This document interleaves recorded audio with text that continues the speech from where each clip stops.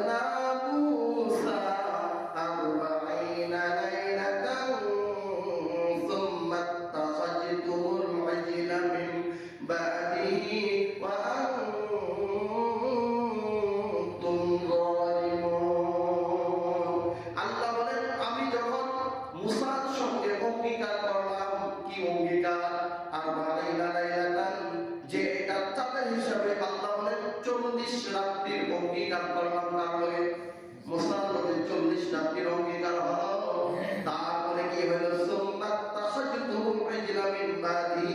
ওয়া আনতুম যালিমুন আল্লাহ তাআলা তাফসীর মে কাসির অনেক কিতাবের মধ্যে বলা যায় আল্লাহ তাআলা মুসা পয়গম্বরকে তুর সিনাইটা পার যেমন আল্লাহ বলেন ওয়াত্তিনি ওয়াসাইতুনি ওয়া তুর সিনিনা ওয়া হাদাল বালাদিল আমিন এই তুর সিনাইটা তুর পাহাড়ের এই তুর পাহাড়ের কসম আল্লাহ 3 ফসলের যেমন কসম খাইলেন আলোচনা এদিকে না এর জন্য তুর সিনাইটা পাহাড় এই পাহাড়ের মধ্যে আল্লাহ পাক রব্বে কারীমের আদেশে মুসা পয়গম্বর গেলেন যাও মুসা আসো এবারে আমি তোমাকে কিতাব দেব আমি আল্লাহর নির্দেশন তোমার জন্য দিব দেওয়ার পরে মুসা পয়গম্বর তার বড় ভাই হারুন পয়গম্বরকে তার কওমের জিম্মাদারি দিয়ে গেছে বড় ভাইয়ের কাছে হারুন পয়গম্বরকে নবী আল্লাহ দায়িত্ব আগে নবী ছিল ওয়ান বাই ওয়ান নেম্বার হয় না নেম্বার কয়টা একটা ওয়ার্ডের নেম্বার না মুসা পয়গম্বর আলাইহিস সালাতু ওয়াস সালাম ঠিক 70,000 নবীদের নবীতে ছিলেন উনি ছিলেন ধরেন একটা প্রধানমন্ত্রী ওনার দায়িত্বে যারা ছিলেন নেতা এমপি মন্ত্রী ইত্যাদি ছিল সন্দেহটাকে আমি বুঝতেছি আমার বুঝতে পেরেছি তাহলে আল্লাহ তাআলা যখন এবং দিলেন দেওয়ার পরে 40 রাত যখন আল্লাহ তাআলা দিলেন কিন্তু তারা কি কইল জানেন আল্লাহ বলেন সুবহাত তাখাজতুল ইজলা মিন বাদিহি ওয়া আনতুম যালিমুন মুসা পয়গম্বর গেছে না এছাড়াও হারুন আলাইহিস সালাম আছে প্রথম 30 দিনের কথা সামনে আসতেছে 30 রাত্রি 40 রাত্রি এখন কম বেশ আল্লাহর সঙ্গে হতে পারে না এখন মুসা আলাইহিস সালাম হারুন পয়গম্বরকে তার কওমের জিম্মাদার বানায় দিয়ে দিলেন কওমের জিম্মাদার হয়ে গেল এবারে সামিনী নামক এক জালেম কিতাবের মধ্যে বলা হয় রাসূলুল্লাহ সন্তান এই সামিনীর মা যখন তাকে প্রসব করে তার মাকে আজরাইল আলাইহিস সালাম উঠায় নিয়ে যায়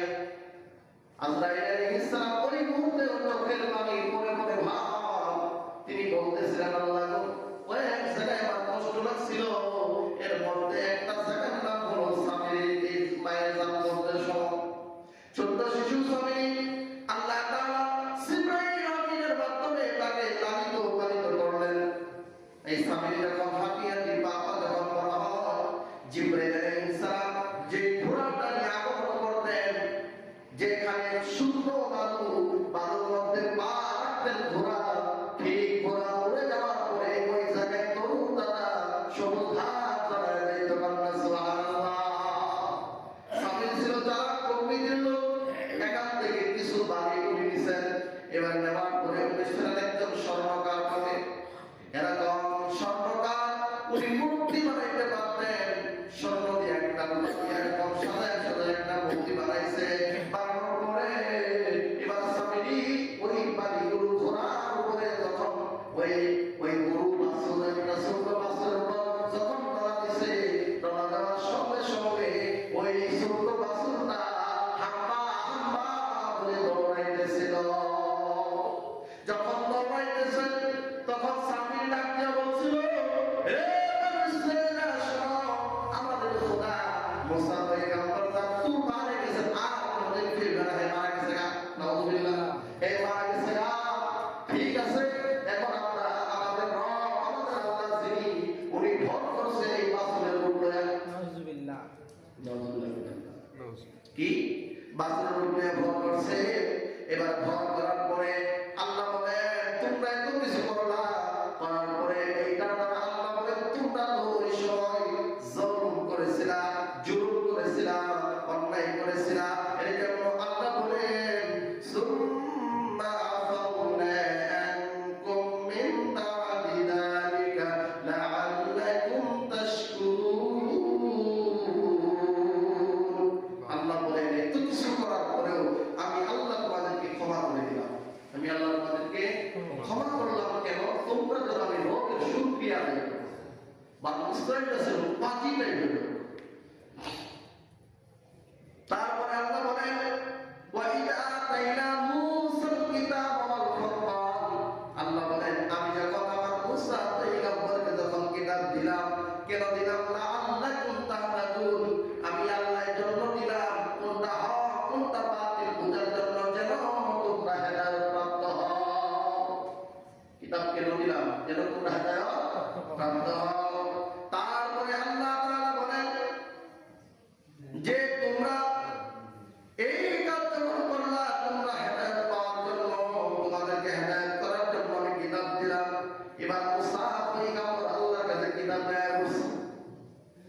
সামনে আসার পরে وَإِذَا قَالَ مُوسَى لِقَوْمِهِ يَا قَوْمِ إِنَّكُمْ ظَلَمْتُمْ أَنفُسَكُمْ بِاتِّخَاذِكُمُ الْعِجْلَ فَتُوبُوا إِلَىٰ بَارِئِكُمْ فَاقْتُلُوا أَنفُسَكُمْ আল্লাহ তাআলা বলেন মুসা আলাইহিস সালাম তার কওমের কাছে এসে বললেন ইয়া কওমি আমাদের কয় আমার কওম ইন্নাকুম যালামতুম আনফুসাকুম তোমরা জুলুম করেছো নিজের নফসের উপরে কি করছো ইত্তিখাদিকুমুল ইজরা উবুৎস পূজা করে উবুৎস পূজা করে তারপরে ফাতুবু তোমরা সবাই তওবা করো ইলা বারিকুম তোমাদের রবের কাছে সহি তওবা করো ফাতুলু আনফুসাকুম এর তওবার মীমাংসা হইল একজন আরেকজনকে হত্যা করবা একজন আরেকজনকে হত্যা করবা তাফসীর ইবনে কাসিরের মধ্যে অন্যান্য তাফসীরের মধ্যে পাওয়া যায় মুসা আলাইহিস সালাম যখন এই বিচারের কথা যখন বলতেছিলেন অনেকে ঘাটতে আসছিল ঘাটতে আসলে যেটা তেরা তেরে থাকে যেরকম তারা মুমিন তারা তো ভরে গেছে তখন তাদের শাস্তি শুরু কি দে আল্লাহ বলেন যালিকুম খায়রুল লাকুম ইনদা বারিকুম আর এই তওবা একজন আরেকজনের মাফসেলে মাফসেলে বাপরে মারবো এটাই তোমাদের জন্য উত্তম কঠিন ফয়সালা না এই কথা বলে কঠিন ফয়সালা না কঠিন ফয়সালা ছিল কিন্তু থাকলো কোনো কথা কোনো কিছু করার নাই কারণ যেটা সত্য সেটাকে আপনাকে মানতেই হবে সেটা আপনার করতেই হবে তাফসীর ইবনে কাসিরের মধ্যে পাওয়া যায় এবার বাবা সন্তানকে মারবে ভাই ভাইকে মারবে যেই বাবা নিজের সন্তানকে গুলি গালে চুমা দিত যেই বাবা নিজের সন্তানকে ছোট থেকে মানুষ করতে গিয়া সিরাত জামা কাপড় পরলো আজকে ওই বাবার হাতে সন্তান হত্যা করা লাগবে এটা কেমন রীতি এইটা কেমন কথা কিন্তু আল্লাহর কথা তো তারা অবিশ্বাস করতে পারে না এখন তারা পরিশেষে এটাই করতে পারলো কিছুই করার নাই আল্লাহ বিধান আমাদের তওবা কবুল হওয়ার জন্য বাবা সন্তানকে মারবে সন্তান বাবাকে মারবে এটাই হলো উপরওয়ালা আল্লাহর দেশ এখানে সন্তান করলে বেঈমান ইমানদার দাবি করা যাবে না কথা বলেন ঠিক না এবার আল্লাহর কাছে তারা দোয়া করলো আল্লাহ এইটা কেমন এইটা আল্লাহ কিন্তু দয়া লাগবে মায়া লাগবে সন্তান হয় বাবার ঘরে কেমনে তলোয়ার চালানো কষ্ট লাগবে বাবা হইলে সন্তানের ঘরে কেমনে তলোয়ার চালানো কষ্ট লাগবে আল্লাহ কেমনে আমি সবাই করবো হত্যা করবো আল্লাহ কষ্ট লাগবে আল্লাহ বলেন ওই সময় পর্যন্ত আমি আল্লাহ দিনটাকে অন্ধকার বানায় দিলাম অন্ধকার যুগে কোবাকুবি শুরু অন্ধকার যুগে কোবাকুবি শুরু তাফসীর ইবনে কাসিরের মধ্যে পাওয়া যায় যে তারা মারতে মারতে 7 লক্ষ মানুষ মারছিল কইনা ভাই বললো ভাই কইনা 7 লক্ষ মানুষ মারছিল বনি ইসরাইল তাহলে তাদের দিন কত কঠিন ছিল এরকম ভাবে আত্মীয় টানে টানে এগুলো বেড়ে যদি তোমরা মালিককে ভয় করে ইমানদার দাবি করে হত্যা করাই লাগবে আল্লাহ এইভাবে মারতে মারতে কয় লক্ষ মারছিল 7 লক্ষ মানুষ বনি ইসরাইল ওই দিন তারা সবাই তওবা করে আল্লাহর জান্নাত হয়ে গেছে ওই দিন সবাই একটা ভুলের জন্য সেটা কি আল্লাহর নবীকে শিরক করা আর আমরা এমন নবীর উম্মত আমরা হয়েছি আমরা যদি 50 বছরের গোলা 80 বছরের গোলা আমরা শিরক করছি জনগণ আয়েশা নবীর কাছে বলছি নবী গো আমি তো এটা করে বলছি আল্লাহ রাসূল বলেন তুমি বলো লা ইলাহা ইল্লাল্লাহু মুহাম্মাদুর রাসূলুল্লাহ সাল্লাল্লাহু আলাইহি ওয়াসাল্লাম বলতে দেরি আমার আল্লাহ তাআলার গুনাহগুলো মাফ করতে দেরি করে না এখন তো নবী নাই আমরা কি করব তাহলে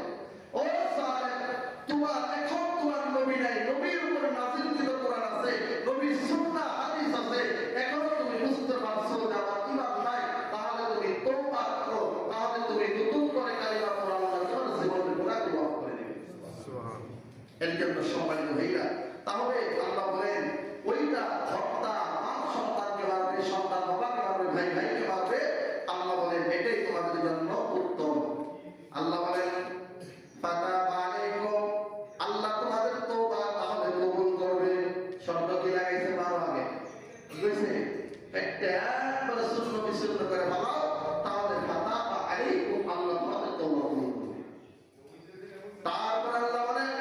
ইন্নাহু হুয়াত তাওয়াবুর রহিম,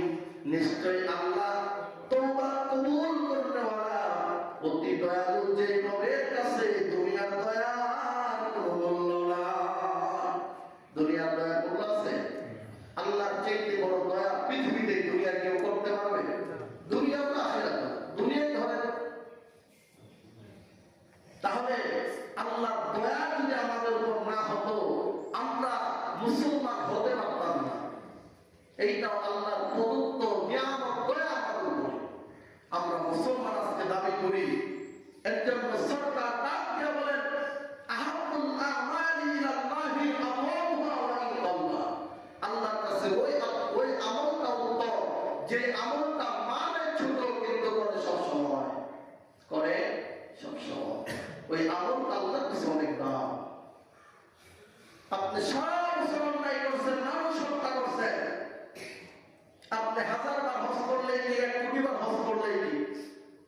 আপনি মুসলমান হয়ে মুসলমানকে অন্যায়ভাবে হত্যা করছেন, আপনার দলের লোকেরা হত্যা করছে, আল্লাহর কসম কাল কিয়ামতের ময়দানে আল্লাহর জাহান্নাম আপনার জন্য হবে। লাভ কি? আপনি ইবাদত করে লাভ নেই। আপনি ইবাদত করে করবেন কি? একজন মুসলমানকে অন্যায়ভাবে বানাইলে কুফর। হ্যাঁ, মুসলমান অন্যায় করছে, চুরি করছে, হাত কেটে দেওয়া কোরআনের বিধান। একজনকে অন্যায়ভাবে মেরে ফেলছে, তাহলে তার পরিবর্তে কিসাস অনুযায়ী তাকে হত্যা করে দাও, এইটা আল্লাহর বিধান। জিনা করছে, বাগেরা সাহেবা জিনা করছে, বিবাহিত পুরুষ জিনা করছে, বিবাহিত নারী জিনা করছে, কবর পর্যন্ত মাটিতে গর্ত কেটে পুঁতে দাও, ওইটা দিয়া সঙ্গে সাপ পাথর মাইরা তালে মেরে ফেলাও, এইটা আল্লাহর বিধান। আর একটা কথা মনে করে গেল, এক নারী জিনা করছে। কি করছে? জিনা করছে। এখন জিনা করার পরে নবীর দরবারে গেছে, আয়েশা করে নবী আমি জিনা করছি। আমার নবী চেহারা এদিকে ফিরাইলেন, আমার মহিলাটা আসছে আমি জিনা করছি।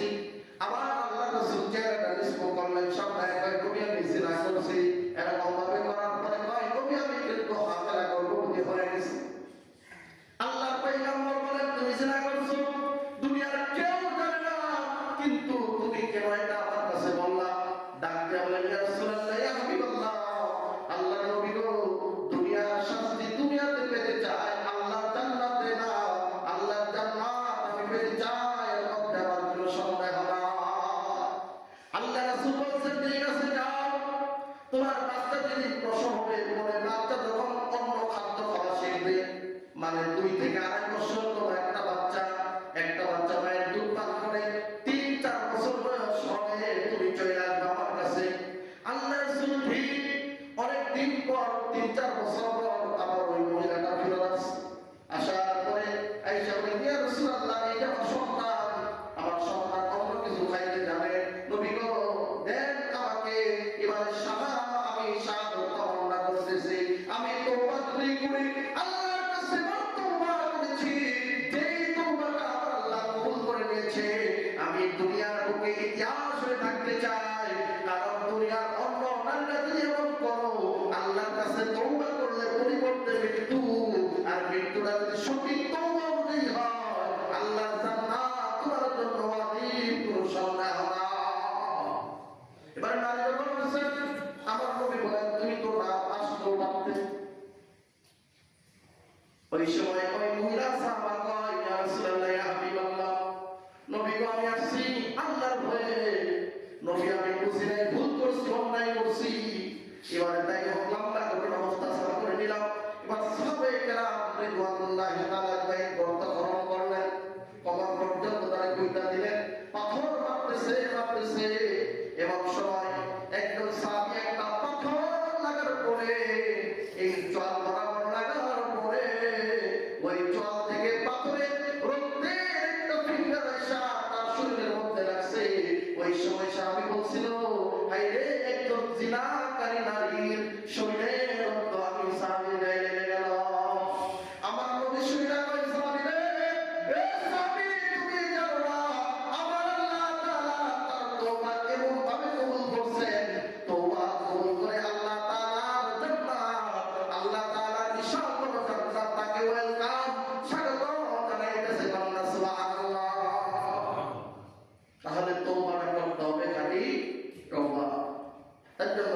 মুহাজিরিন, এইটা পবিত্র শাবান মাস। এই শাবান মাসে আমাদের কিছু আমল আছে। এই আমলগুলোর মধ্যে হতে উত্তম আমল হইল সরকার ডাক দিয়া বলেন এই নিসফে শাবান 14 তারিখ দিবাগত রাত, 14 তারিখ দিবাগত রাত, এই রাতে সর্বত সম্মান করা হয় না।